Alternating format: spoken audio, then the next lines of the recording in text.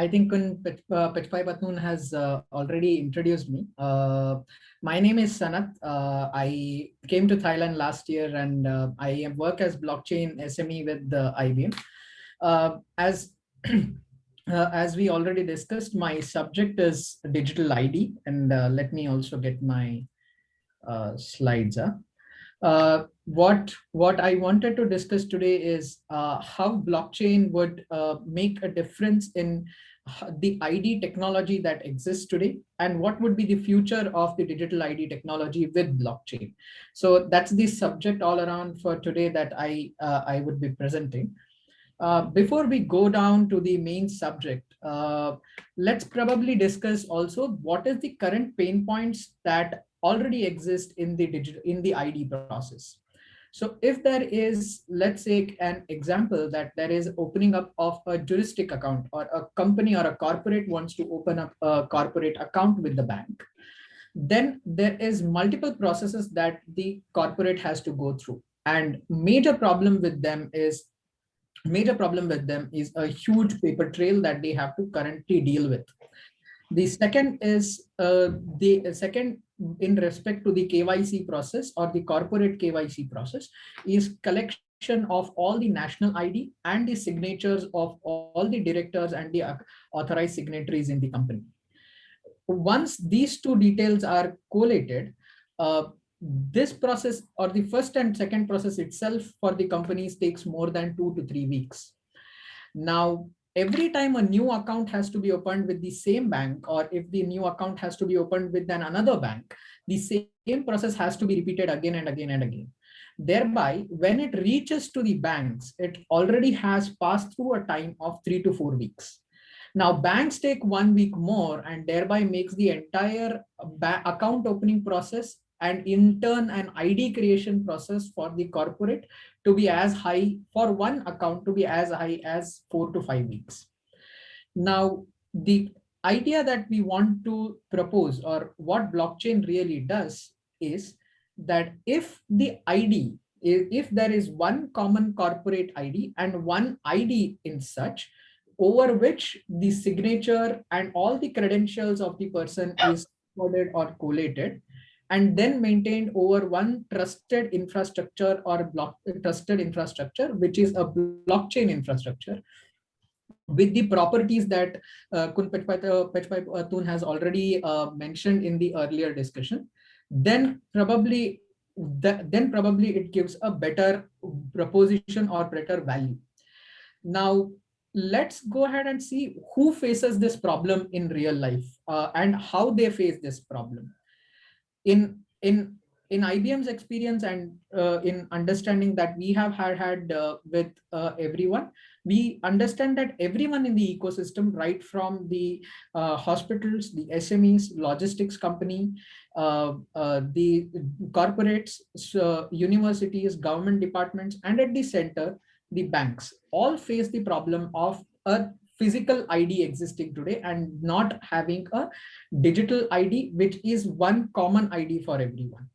Now, if I explain the pain point for each of them, the universities have the pain points with respect to their students, wherein universities have the pain point in respect to their students, where they do not have any specific infrastructure available where they can maintain the students, their credentials, and that student and credentials can be easily shared with any employers who want to verify it. Second, any corporate company, SME, logistics company, governments, or hospitals, whenever they want to deal with a financial institution, and then they will have to go through a KYC. That KYC process for their ID to get created takes as high as 4 weeks, and I mentioned it in the earlier slide. And thereby, anybody which has to work with a financial inclusions takes a very high period of time for their ID and account both to get opened. And that exists with other financial institutions, insurance companies, everyone. If there is a KYC process that the banks have to do, then the banks also takes a lot longer time, because they have physical paper records to go through when they are checking for an ID. If in a supply chain, an SME and the logistics company are working together, to onboard each other and to start the operations itself takes a longer period of time, because the SME has to verify, or the logistic company has to verify the SME to understand that whether and how they can onboard each other. And this is the major pain point even with the government departments and ministries. So in case where the government departments and ministries have to onboard anyone in the country for their national programs, they have to create an ID, and that ID creation process takes a longer period of time. The next slide that I want to discuss is, let's discuss an idea to solve this problem. So if I say there is a company director who is signing the documents for the corporate account opening, and we have a relationship manager with the bank who is verifying the director's identity and the signature for the account opening. Then let's say there is one electronic corporate document. If on this electronic corporate document, the corporate director or the company director can put her national ID, put her roles and responsibilities in the company, which we also call as credentials, and use their private key to as a proof of signature on that document, and then share this document with the relationship manager, then the relationship manager can start checking this electronic document. When the relationship manager wants to verify the identity of the company director, what he can do is he will go to the national infrastructure that has been set up by the national bodies in the country, pick up where the copy of all the identities or the public key of all the company directors, or all public key of all the people in the country is maintained, from where they can pick up the public key of the company director, verify the private key of the company director, and thereby verify the signature of the person. Once the signature of the person is verified, he can then go ahead and check the roles and responsibility of the company director and the national ID. What I showed to you here is an idea that actually can solve the problem of there being a physical process for the ID creation. The ID creation process can be completely digitized. Now, where blockchain comes in the system and how blockchain is the right fit or right solution for this is something which I would like to present in the next slide. Uh, let's probably see the solution and the technology behind it. If you saw in the idea that we discussed, we had three parts.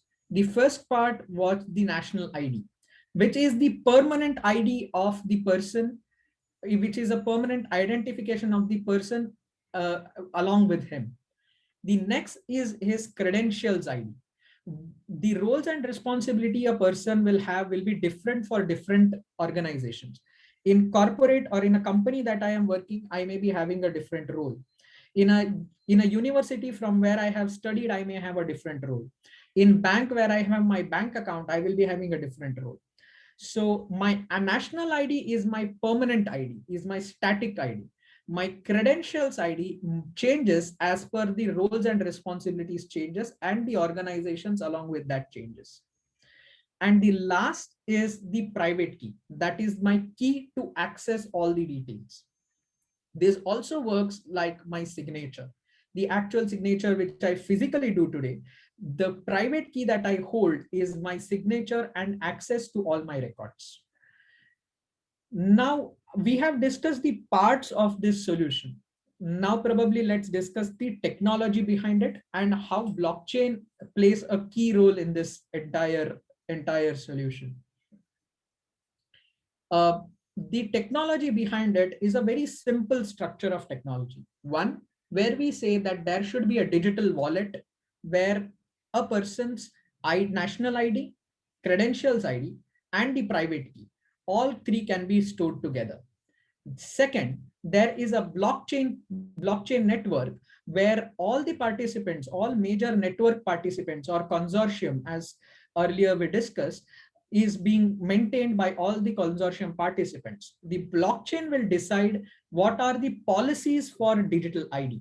That is, who can create a digital ID, who can issue a digital ID, where can it be shared, how can it be verified, what can be the type of IDs that we want to record, what are the type of signatures, that is what type of keys we want to store, what type of how will be the verification mechanisms working. All this how, why, when is the answered by blockchain. Where to store all this is answered by the digital wallet. And where this wallet and blockchain both will sit is over a national infrastructure, any assigned cloud or any assigned infrastructure that the major bodies in the country can decide.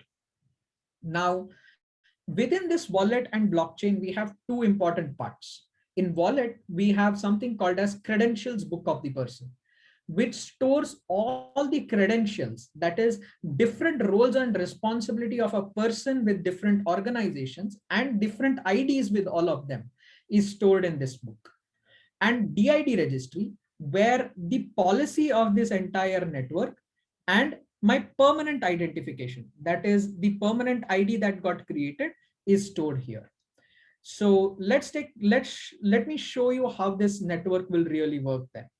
So whenever you want to present your national ID, you will hit your credentials book. The credentials book will go to the blockchain platform and from the list of the signatories and the logic and the record or list of the signatories, it will bring your DID or the national ID.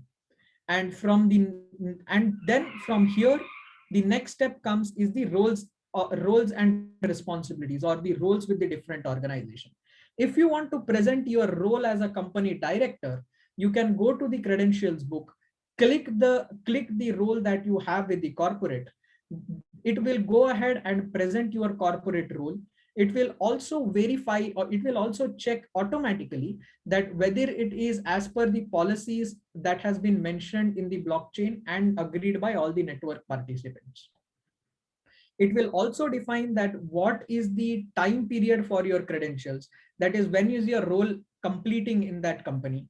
Who are the list of verifiers? Is there only specific set of verifiers who can verify your credential?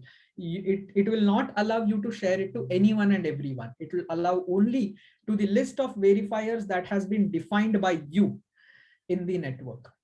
The third and the most important part is your proof of signature.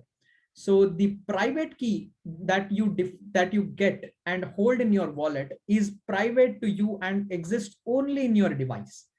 When you share that with the another person to identify you, the person can identify it by matching your public key that exists in the blockchain, and thereby creating a match of public and private key and identifying and getting access to your national ID and the credentials ID that you want to share with the person. And this is what we specifically call it as the digital ID technology supported by the blockchain. The blockchain specifically makes the entire cost for running a network like this to come down drastically. And the time period for verifying any person's ID, bringing down the time for verifying a person's ID, and also it standardizes the way the ID sharing the ID, creating the ID process works in the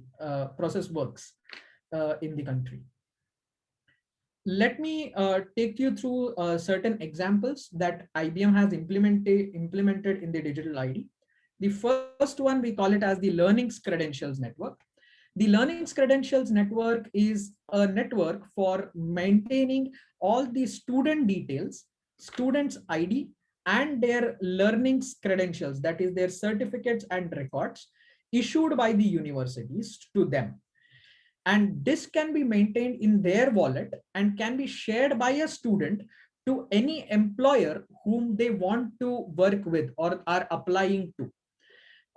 The Learnings Credentials Network is implemented or developed with the US government and is being used by more than 70% universities in United States. And the major employers who are using this is one you are already seeing here. The LinkedIn, Walmart, Workday, CNM are the major employers who are verifying the identity of the student and their credentials over this network. What does LCN really do? It removes possibility of any fraud in the ID of the students and his credentials. Thereby, it makes possible universities to easily identify and share the identity of its students and their credentials. For the students, there is a easy digital method for recording all their university credentials to one ID. They do not need to have different IDs for their different degrees. They will be having it over their one ID aligned against their with the credentials aligned against all the one ID itself. The employers will be easily be able to verify the student and their credentials and also authenticate that the credentials recorded are actually issued by the universities itself. So this is what we call it as the learning's credentials network. The second is the second implementation by IBM is the vaccine passport or the digital health passport. The digital health passport was specifically done to counter the COVID impact. How the digital health passport works is something I'll show you now. The first, in your wallet, you will get an invitation for going for a test. Once you go get an invitation for a test, you go and conduct the test. After you conduct the test, you go ahead and book your, after you get an invitation for the test, you book an appointment, you arrive for the test, you give your sample, you conduct, the test gets conducted, and this most important point here is your results get uploaded. This is the health credentials that has been given to you by the test centers. This, once you get a notification of your health credentials, you can share it with anyone in the point number 9, anyone who wants to verify it. The important point that blockchain is doing here is there is a health credentials that is generated and maintained in your wallet, which can be shared only by you to the other persons, and the result can be verified easily by anyone anywhere. And this entire process does, the cost of this entire process comes drastically down because there is one blockchain network hosting this solution. The third and most important and most relevant for Thailand is Electronic Transaction Development Agency and IBM is working together to build the blockchain-based digital ID standards, which will be used practically for every digital ID transaction, every transaction that will be consuming a digital ID. And this announcement came up just last Thursday, and we will be building up the standards with the EDDA to make possible a digital ID network. The purpose of this standard is it will define that how a digital ID technology can be used in every transaction, and this digital ID technology will be standard for anyone who wants to prove their identity. This is what in nutshell we can I have a nutshell I can mention as my presentation.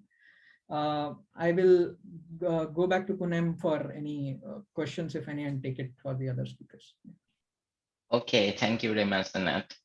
Thank you. ครับผมงั้นเมื่อกี้ก็คือเซกชันที่2นะครับที่เกี่ยวกับในส่วนของการเอาบล็อกเชนไปใช้เพื่อจะทำดิจิทัล ID นะครับดังนั้นเราจะเห็นว่าดิจิทัล ID เนี่ยจะมีบทบาทสำคัญมากๆนะครับในการที่เราจะทำธุรกรรมในอนาคตนะครับว่าใครเป็นคนทำธุรกรรมอันนั้นจริงๆนะครับแล้วดิจิทัล ID เนี้ยเราพูดถึงมิติของการที่เป็น personal นะครับซึ่งมันสามารถจะแมปไปยังในแง่ของภาคที่เป็นลักษณะของธุรกรรมของ corporate ได้ด้วยนะครับหลังจากภาพสุดท้ายก็เห็นว่ามันมีในแง่ของการที่คำว่า ID เนี่ยมันไปประยุกต์ใช้ได้หลากหลายเรื่องมากนะครับไม่ว่าจะเป็นเรื่องของ health เองที่เขายกตัวอย่างเรื่องของ health วัคซีนนะครับว่าใครง่ายๆว่าวัคซีนพาสปอร์ตว่าใครฉีดวัคซีนแล้วบ้างหรือในแง่ของการเอาไปประยุกต์ใช้กับในแง่ของการศึกษาอย่างเงี้ยเป็นต้นนะครับว่านี่คือ certify การเรียนของใครบ้างนะครับ รงนี้ถ้าใครมีคำถามนะครับก็สามารถจะโพสต์ในส่วนของคำถามนะครับเข้ามาใน Q&A นะครับตรง section Q&A ได้นะครับเดี๋ยวเราจะค่อยๆทยอยตอบลงไป